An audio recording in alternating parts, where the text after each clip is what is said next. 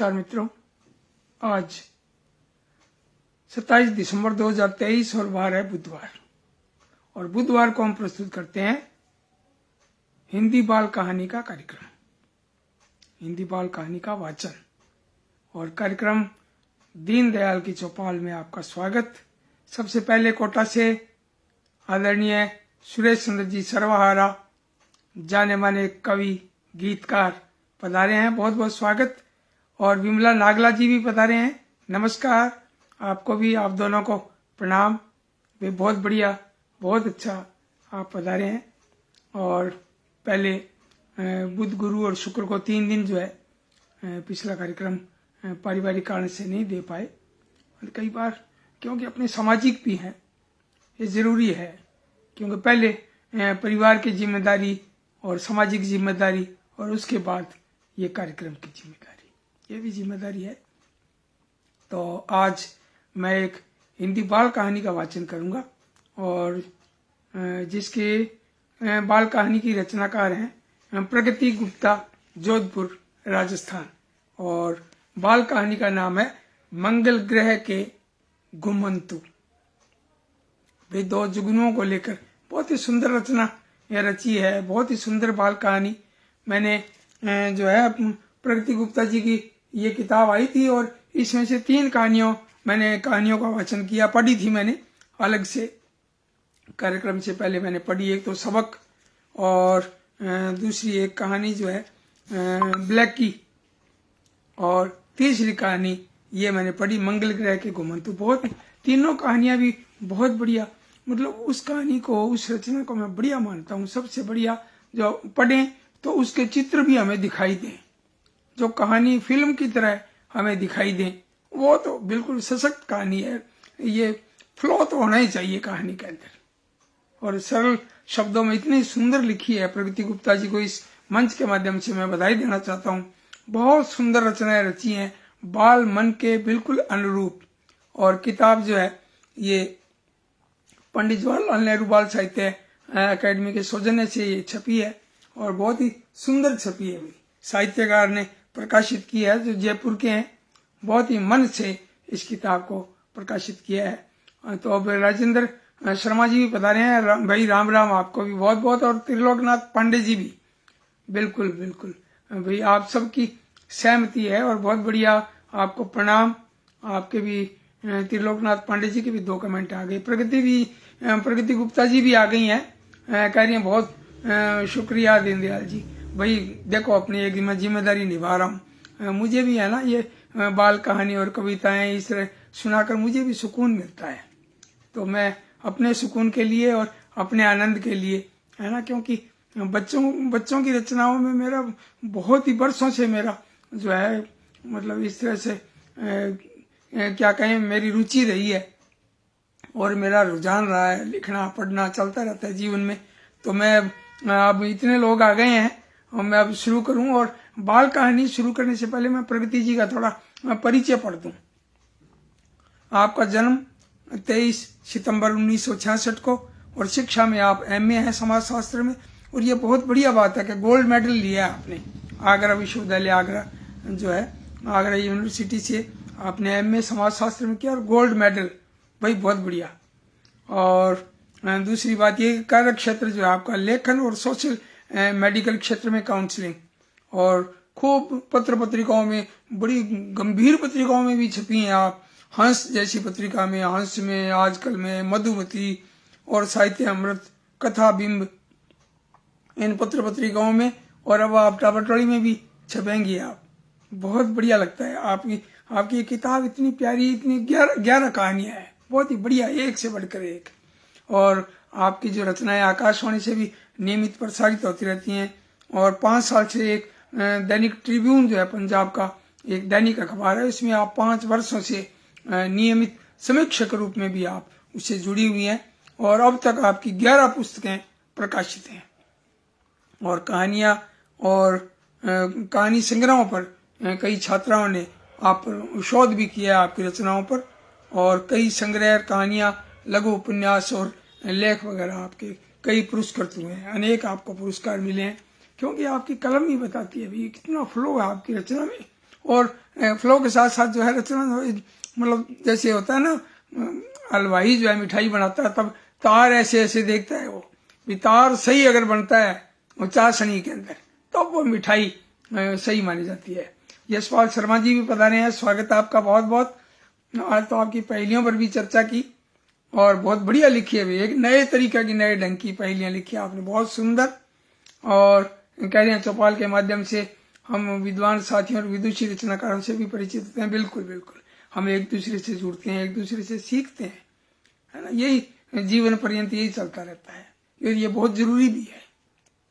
जिस दिन किसी ने कह दिया अभी मैं बहुत बड़ा हो गया हूं, मुझे बहुत कुछ आता है, उस दिन से वो उसका खत्म होना शुरू हो जाता है। तो हम जो है कभी नहीं कह सकते अभी हम पूर्ण है। हम लिखते रहें, सीखते रहें, देखते रहें, पढ़ते रहें। संजीव जायसवाल जी, संजीव जायसवाल संजय जी भी पधारे हैं लखनऊ से, नमस्कार आपको भी, बहुत बहुत नमस्कार भाई, बहुत बढ़िया आप जुड़े हैं। और मैं एक, जब ये आए हैं तो मैं एक अंदरूनी बात बताना चाहूंगा कि इनकी 3 बाल कहानियां की किताबें हैं, 3 किताबें बहुत ही गजब छपी हुई है, अद्विक पब्लिकेशन दिल्ली से, और इतनी सुंदर किताबें हैं वो। उन 3 किताबों का राजस्थानी में अनुवाद करने का मुझे मौका मिला है, तो अब ये बहुत ही गंभीरता से मैं जल्दी ये काम शुरू करने वाला हूँ। किताबें पहुंच गई हैं, गजब छपी है। मैं इस मंच के माध्यम से संजीव जायसवाल संजय जी को भी बहुत बहुत बधाई देना चाहता हूँ। और प्रगति गुप्ता जी का मैं परिचय मैं पढ़ चुका हूँ, और अब मैं आपके सामने जो इनकी कहानी का वाचन शुरू करता हूँ। और उर्मिला शर्मा जी भी पधारी हैं, और प्रगति गुप्ता जी कह रही हैं बहुत सही कहा आपने, सीखना सतत जारी रहना चाहिए, बहुत बढ़िया। और पारस जी को अक्सर ये शिकायत रहती है, भगवान जाने हमारे जो है वो नेट की प्रॉब्लम है या वहाँ उनके प्रॉब्लम है, वो कहते हैं आवाज बीच में अटक भी रही है। बिल्कुल अटक सकती है भाई, नेट की प्रॉब्लम तो देखो, इतने सारे फोन, करोड़ों में, अरबों में, इतनी संख्या में पूरी देश दुनिया में मोबाइल चल रहे हैं, और नेट का भी कोई कसूर नहीं है। मनमीत जी भी बता रहे हैं, बहुत गजब के और संवेदनशील कवि। फेसबुक पर मैं इनकी रचना पढ़ता रहता हूँ। इनके पिताश्री जो है चूरू से जो है, देखो डी सोनी लगाते हैं, और मुझे पूरा नाम याद नहीं आ रहा, देखो मैं थोड़ा भुलक्कड़ भी हूँ, है ना। बहुत ही बढ़िया रचनाकार है इनके पिता भी, और आप भी बहुत ही गजब के युवा रचनाकार, बहुत ही मतलब मन को छूने वाली रचनाएं लिखते हैं आप, मनमीत जी। तो आपका बहुत बहुत स्वागत। और देखो सुरेश चंद्र सरवार जी कह रहे हैं यहाँ तो आवाज साफ आ रही है, भाई मुझे भी साफ सुनाई दे रही है मेरी आवाज है ना। तो खैर अब मैं शुरू करता हूँ कहानी, और इसके रचनाकार हैं प्रगति गुप्ता, जोधपुर राजस्थान। हाँ बिल्कुल बिल्कुल, मुझे थोड़ा नाम का कंफ्यूज था। सुरेंद्र जी मुझे भी याद आ गए थे, लेकिन मैंने संकोच नहीं बोला, मैंने कहा बाई चांस कोई ऐसे कोई मैं गलत तो नहीं बोल दूं, क्योंकि ये लाइव प्रोग्राम है, फिर वीडियो में बीच में कट भी नहीं कर सकते। तो सुरेंद्र डी सोनी जी बहुत ही वर्षों से मेरे परिचित हैं। मैंने एक डाकड़ा किताब प्रकाशित की थी, तो सुरेंद्र जी के बारे में भी मैंने एक डाकड़ा लिखा था, उनका फोटो भी उनके बारे में खूब लिखा। उन्होंने किताब खरीद कर मंगवाई, ये कितनी बड़ी बात है। तो मैं सुरेंद्र डी सोनी जी को भी मैं बधाई देना चाहता हूँ, और मनमीत जी को भी आप बहुत ही क्रिएटिव हैं, बहुत ही ऊर्जावान हैं, बहुत ही सक्रिय हैं, ये बहुत बहुत बधाई। और जो मंच से जुड़े हुए हैं और जो जुड़ेंगे उनको ढेर सारी बधाई। और मैं अब प्रगति गुप्ता जी की कहानी मंगल ग्रह के घुमंतु अब शुरू करता हूँ। मंगल ग्रह पर बन्नू और तन्नू जुगनुओं का यान खड़ा था। दोनों जल्दी जल्दी तैयार हो रहे थे, वे धरती पर जाने की तैयारियों में जुटे थे। उनका उत्साह देखकर मां ने कहा, पिछली बार तुमने एक गरीब बच्चे की मदद की थी, मुझे सुनकर अच्छा लगा था। जरूरतमंदों की मदद करना अच्छा काम है, ऐसा करने से हमें खुशी मिलती है। मां की बात सुन रहे बन्नू ने अपनी शर्ट के बटन लगाते हुए कहा, मां आपको अच्छा लगा, फिर तो मुझे 10 बार प्यार मिलना चाहिए। बन्नू की बातें सुनकर मां हंस पड़ी। एकाएक बन्नू के साथ तन्नू ने मां की गोद में बैठकर कहा, मां आप भाई को प्यार कर रही हो? मुझे भी करना होगा। मैं तो बन्नू से छोटा हूं, मुझे उसे 2 प्यार अधिक मिलना चाहिए। अपने बच्चों की बातें सुनकर माँ ने उन्हें लाड किया। साथ ही वह गुनगुना उठी, एक नहीं दो नहीं बार बार मिलते रहेंगे तुम्हें प्यार कई हजार। एक नहीं दो नहीं बार बार मिलते रहेंगे तुम्हें प्यार कई हजार। माँ ने तनु और बन्नू को समझाते हुए कहा, धरती पर संभल कर रहना बेटा। सुनते हैं आजकल वहां बहुत गाड़ियां हो गई है, ट्रैफिक भी बहुत है, तभी वहां पॉल्यूशन बहुत बढ़ गया है। मुझे चिंता है कहीं तुम दोनों की सांसों से जुड़ी कोई बीमारी न हो जाए। माँ की बात सुनकर बन्नू ने कहा, हम मास्क लगाकर जाएंगे माँ, वहां अभी भी कोरोना बीमारी फैली हुई है। धरती पर थोड़े थोड़े अंतराल से कोरोना का नया वायरस आ जाता है। लोगों ने उससे बचने के लिए वैक्सीन भी लगवाया, मगर उसका प्रकोप अभी तक खत्म नहीं हुआ है। वायरस की बात सुनते ही माँ को चिंता हुई। उसने बन्नू और तनु से कहा, तुम दोनों धरती पर मत जाओ, तुम दोनों को यह बीमारी हो गई तो क्या होगा। माँ के चिंतित होते ही बन्नू ने कहा, आप चिंता न करो माँ, हम जुगनुओं पर इस वायरस का बिल्कुल असर नहीं होता। बन्नू की बात सुनकर माँ ने गहरी सांस ली। उन दोनों को भी सांस आई, क्योंकि उन्हें धरती पर जाना अच्छा लगता था। माँ अगर मना कर देती तो वह उनकी बात टाल नहीं सकते थे। उन्होंने बचपन से ही अपने बड़ों का कहना मानना सीखा था। बन्नू की बात सुनकर माँ ने राहत की सांस लेते हुए कहा, तुम्हारा यान तैयार खड़ा है बेटा, जाओ और खूब मजे करके वापस लौट आओ। Good luck, best of journey. दोनों ने माँ का आशीर्वाद लिया और यान में बैठकर चल दिए। दोनों लंबी यात्रा के बाद धरती पर पहुंच गए। रात हो गई थी। उन्होंने यान को जंगल में एक तरफ खड़ा कर दिया, फिर उड़ते हुए शहर की ओर बढ़ने लगे। ऊंची ऊंची इमारतें देखकर दोनों को मजा आ रहा था। तन्नू ने मजे लेते हुए बन्नू से कहा, भाई इन इमारतों की छत पर खड़े होकर हम बादलों को भी छू सकते हैं। ऊपर से लोग, गाड़ियां, पेड़ पौधे सब कितने छोटे छोटे नजर आते हैं। अपनी बात बोलकर तन्नू ने उड़ते हुए ताली बजाई। बन्नू ने उसे संभल कर उड़ने को कहा, संतुलन बिगड़ने से हादसा हो सकता है भाई। बन्नू ने तन्नू से कहा, हाँ ऊपर से देखो तो नीचे से सब छोटा छोटा दिखता है, पर हम इतना ऊंचा उड़ नहीं पाएंगे तन्नू, हमारी उड़ान बहुत ऊंची नहीं होती।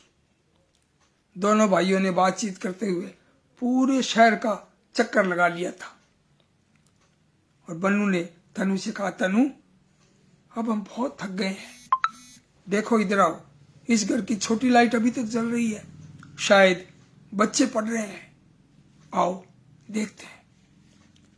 भाई इतनी छोटी लाइट में पढ़ाई नहीं हो सकती है, तनु ने बन्नू से कहा। घर के ऊपर कांच का रोशनदान जो लगा था, दोनों ने झांक कर देखा। उन्हें 2 बच्चे दिखाई दिए। बच्चों को देखते तनु ने चहकते हुए कहा, बन्नू क्या हम इन दोनों बच्चों से दोस्ती करें।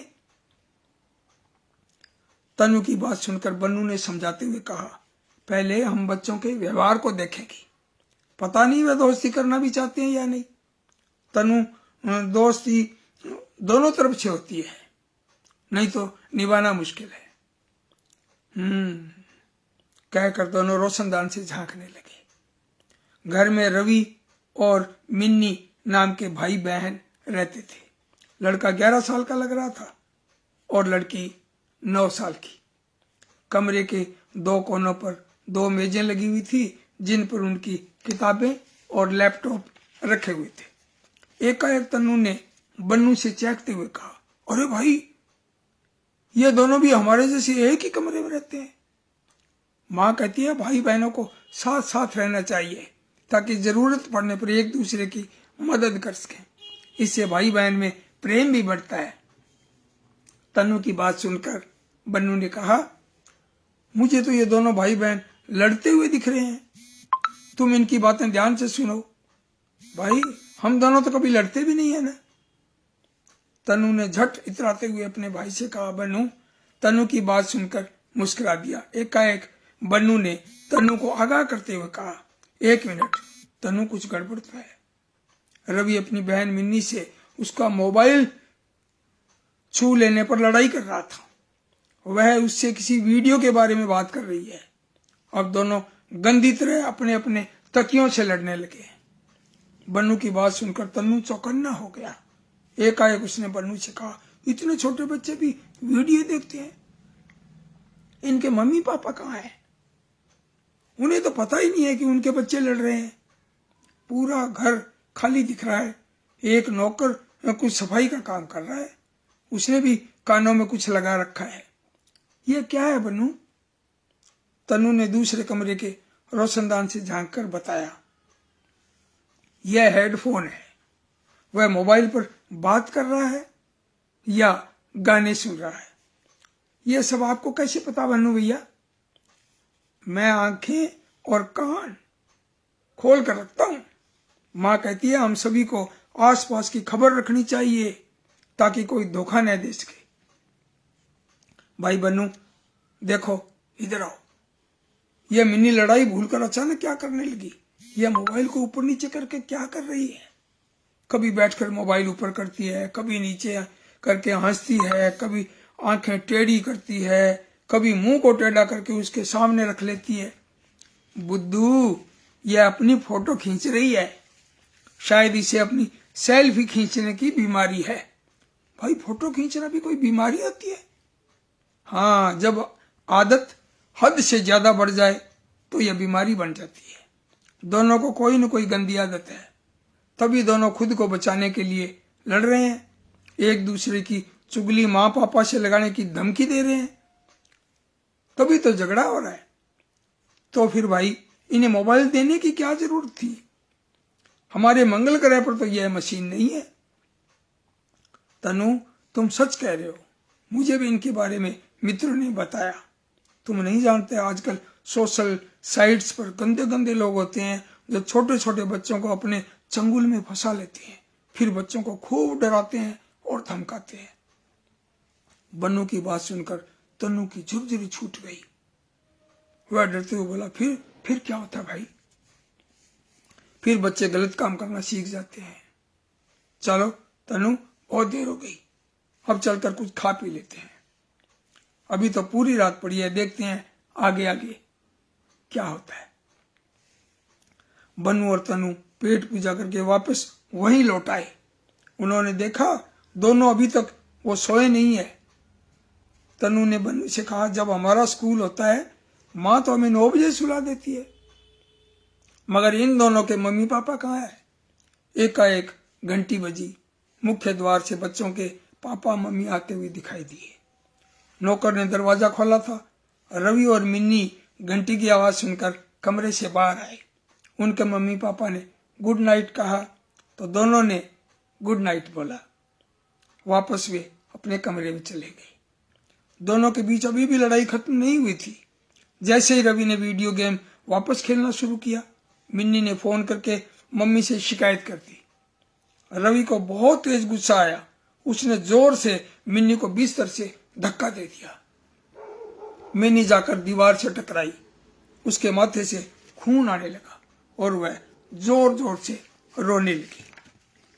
कमरे में रोशनी बहुत कम थी। रवि को बहन की चोट का पता नहीं चला। वह अभी भी मिन्नी पर गुस्सा हो रहा था। अचानक बन्नू ने तन्नू से कहा, चुपचाप से पाइप के सहारे कमरे में अंदर चलो।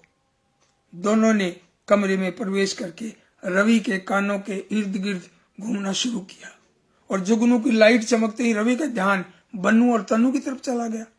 उसने बन्नू और तन्नू को पकड़ने के लिए लाइट जलाई। उसे वे दोनों तो दिखाई नहीं दिए, मगर मिन्नी के सिर से खूब सारा खून निकलता हुआ दिखाई दिया। रवि घबरा गया। मिन्नी के फोन कर देने से मम्मी पापा उनके कमरे में आ गए। वे मिन्नी को लेकर अस्पताल गए। रवि भी साथ गया। वहां पर उसे प्रारंभिक उपचार दिया गया। उसके ठीक होने पर घर भेज दिया और कार में लौटते समय मम्मी पापा ने रवि और मिन्नी को डांट लगाई।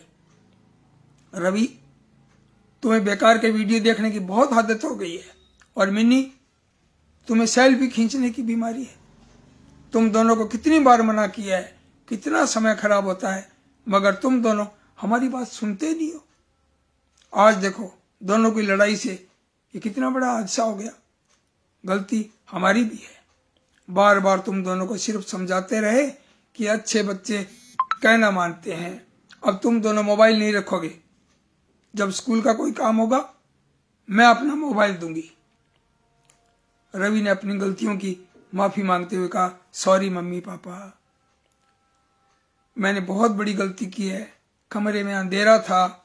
मिन्नी मेरी छोटी बहन है, मुझे उसे मारना नहीं चाहिए था। मुझे उसका खून भी दिखाई नहीं दिया था। वह तो शुक्र है अचानक 2 जुगनू आ गए थे। वे मेरे कान के पास तेज तेज घूमने लगे थे। उनकी वजह से मैं अपना गुस्सा भूल गया। हमारी लड़ाई भी बंद हो गई। अब मैं फालतू वीडियो नहीं देखूंगा और अपना समय भी खराब नहीं करूंगा। पक्का, प्रॉमिस पापा।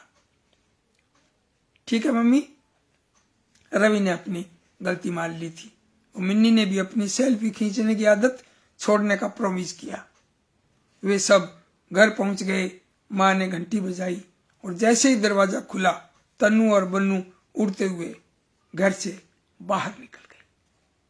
तो भाई, ये तन्नू और बन्नू जो है, ये जुगनू, इनके माध्यम से बहुत ही प्यारी कहानी प्रस्तुत की है। इन्होंने लिखी है, प्रगति गुप्ता जी ने, बहुत प्यारी। और ये जब मैंने पढ़ी तो पूरा चित्र सामने दिखाई दिया, है ना। वो बहन भाई वो भी लड़ते दिखे, बातें करते दिखे, और तन्नू और बन्नू भी, जुगनू भी। तो ये इतनी प्यारी कहानी जो है लिखने पर मैं प्रगति गुप्ता जी को बहुत बहुत बधाई देता हूँ। और जो साथी लोग जुड़े हैं, मेरे साहित्यकार साथी जुड़े हैं, उनको भी मैं बधाई देता हूँ। हरीश सेठी जी सिरसा से, वो कह रहे हैं बहुत सुंदर। और विमला नागला जी कह रहे हैं, काश सभी अभिभावक यह सबक सीख लें कि मोबाइल का अधिक उपयोग बाल मन के लिए कितना हानिकारक है। रोचिका शर्मा जी कह रही हैं, बहुत सुंदर कहानी है प्रगति जी की। भाई प्रज्ञा गुप्ता जी कह रही हैं, बहुत सुंदर। प्रगति गुप्ता जी कह रही हैं, हरीश जी का आभार व्यक्त कर रही है। और सुरेश चंद्र सरवारा जी बहुत सुंदर रचना की भावपूर्ण प्रस्तुति के लिए बधाई दे रहे हैं। आपका बहुत बहुत आभार। और अर्चना आर गुप्ता जी कह रही हैं, बहुत अच्छी कहानी लिखी गई है और उससे बहुत ही अच्छे से सुनाया गया। भाई अर्चना जी, आपका भी बहुत बहुत आभार। और यशपाल जी का भी श्रेष्ठ कहानी की सुंदर प्रस्तुति के लिए बधाई दे रहे हैं। और कुछ नाम और जो है, मैं सोचता हूँ कि नाम रह नहीं जाए। भाई विमला नागला जी कह रहे हैं, वर्तमान समाज का यथार्थ चित्रण बहुत सुंदर। और गुरुदेव सिंह सैनी जी, हमारे जो है उससे मीडिया से जुड़े हुए साथी हैं, वो कह रहे हैं वेरी नाइस। गुरुदेव सिंह सैनी जी हनुमानगढ़ से, वो कह रहे हैं वेरी नाइस। और राजेंद्र सारस्वत जी, हमारे बड़े भाई साहब और दिग्गज जो है सुप्रसिद्ध पत्रकार और साहित्यकार साथी राजेंद्र सारस्वत श्री गंगानगर से, कह रहे हैं हम भी आपकी महफिल में हाजिर है भाई दीनदयाल शर्मा। बिल्कुल बिल्कुल, स्वागत है भाई साहब आपका भी, बहुत बहुत स्वागत। और हरीश सेठी जी भी कह रहे हैं प्रणाम। और सुषमा रजनीश जी कह रही हैं, सेल्फी सच में बीमारी है। भाई मुझे भी है ये बीमारी तो लेकिन मैं फिर भी मैं मतलब थोड़ा हिसाब से लेता हूँ सेल्फी। सुषमा रजनीश जी, आपका बहुत बहुत आभार। और सतीश मिश्र जी भी बता रहे हैं, बहुत बहुत स्वागत। और महावीर भाट जंडावाड़ी से भाई कह रहे हैं चरण स्पर्श करूं। बिल्कुल, खुश रहो भाई, बहुत बहुत स्वागत। महावीर भाट का भी बहुत बहुत स्वागत। और पारस संजैन साहब, आपका भी बहुत बहुत आभार। डॉक्टर वीरेंद्र भाटी मंगल चूरू से, भाई नमस्कार, आपको भी बहुत बहुत स्वागत। आप पधारे हैं कार्यक्रम में, बहुत बहुत स्वागत। और आज बहुत बढ़िया लगा। रोचिका शर्मा जी भी पधारे हैं चेन्नई से, भाई स्वागत आपका। और नमस्कार, आपको भी बहुत बहुत नमस्कार रोचिका जी, भाई बहुत बढ़िया। इतने सारे खूब लोग जुड़े हैं, अच्छे कमेंट आए हैं। और सुरेश सारस्वत जी, हमारे बड़े भाई साहब, मुझे लग रहा है सुरेश सारस्वत जी बीकानेर से, जो इनके छोटे भाई जो हैं जितेंद्र सारस्वत, मेरे क्लासमेट भी थे। और सुरेश सारस्वत जी डॉक्टर साहब हैं और चित्रकारी के शौकीन है, पेंटिंग वगैरह भी करते हैं। शायद वही सुरेश सारस्वत जी हैं, क्योंकि अभी पूरा इससे पता नहीं लगता, मुझे लग रहा है अभी वही हैं सुरेश जी। और इसके अलावा जो है और अर्चना गुप्ता जी हैं, रोचिका शर्मा जी, प्रगति गुप्ता जी, हरीश सेठी जी, विमला नागला जी, गुरुदेव सैनी जी और सुषमा रजनीश जी, सतीश मिश्र जी, तरुण दर्दी जी उदयपुर से। भाई स्वागत आपका, कह रहे हैं बेहतरीन प्रस्तुति के लिए बहुत बहुत बधाई। और मैं समझता हूँ कि मेरे साथी लोग जो जुड़े हैं वो रह नहीं जाएं, उनके नाम जो है, क्योंकि कितना कीमती समय निकाल कर आप इस कार्यक्रम में पधारते हैं, कार्यक्रम की गरिमा बनती है, मुझे मेरा भी हौसला बढ़ता है। चांद वर्मा जी जयपुर से पधारे हैं, आप भी वैसे हिसार इधर हैं सिरसा से, इन्होंने भी कार्यक्रम किया था। इनके अपने श्रीमान जी जो है सुरेंद्र जी, बड़े जबरदस्त सुरेंद्र वर्मा जी राइटर रहे हैं, उनके जोड़ाए जो हैं वो पधारे हैं जयपुर से। चांद वर्मा जी नमस्कार आपको। ललित शर्मा जी असम से पधारे हैं। राकेश कुमार जैन बंधु सिरसा से, आपको भी बहुत बहुत नमस्कार, आपका बहुत बहुत स्वागत। भाई बहुत बढ़िया, और सर्दी का यह मौसम है और आप भी ध्यान रखिएगा सभी साथी, है ना। सर्दी में मैं भी ध्यान रखूंगा, सभी ध्यान रखें हम, क्योंकि ये अभी सर्दी जो है अपने चरम पर है। और कल शाम को आप भी सब पधारिएगा, हिंदी की बाल कविताएं आपके सामने प्रस्तुत करूंगा शाम को 7 बजे दीनदयाल की चौपाल। और कल यानी कि 28 दिसंबर को अपने मिलते हैं। कल आपका बहुत बहुत स्वागत। और सुदेश पाहुजा जी कह रहे हैं श्रीमान जी बहुत अच्छा लगा, आप ऐसे ही प्रस्तुति करते रहे, हम भाग्यशाली हैं। भाई हम भी बहुत भाग्यशाली हैं कि आप पधारे हैं गंगानगर से। आप सुदेश पाहुजा जी, आपका बहुत बहुत स्वागत। और सुषमा रजनी जी कह रहे हैं बड़ी अच्छी कहानी। भाई आपका सबका बहुत बहुत आभार, नमस्कार और धन्यवाद। और मिलते हैं कल शाम को 7 बजे दीनदयाल की चौपाल में। इजाजत दें, नमस्कार, धन्यवाद।